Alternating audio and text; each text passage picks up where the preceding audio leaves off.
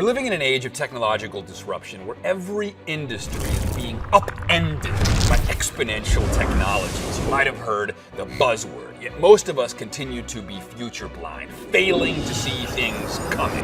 Now, in May 2007, renowned futurist Ray Kurzweil and space entrepreneur Peter Diamandis got together and started having a conversation. What came out of that conversation was the decision to create Singularity University, a university to bring together thinkers, academics, and entrepreneurs to address the grand challenges of humanity through an exponential lens, to communicate, to disseminate the implications of exponential technological progress. Again, our brain continues to think about change in a linear fashion, even as the rug is being pulled from underneath our feet by exponential technologies. What is the difference then between linear change and exponential change? Ray's 30 steps example says it all. If you take 30 linear steps, my friends, you get to 30. That's linear, that's intuitive, that's not the world we live in today. If you take the same amount of steps exponentially, you go 2, 4, 16 by step 30, you add 1 billion.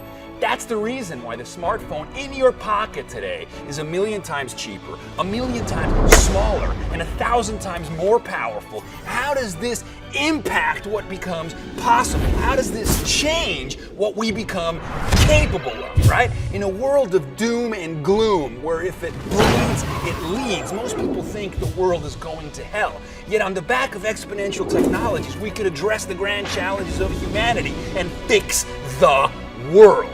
And this is the inspiration behind Singularity University, an antidote to doom and gloom thinking that says, yes, we can make this a better world.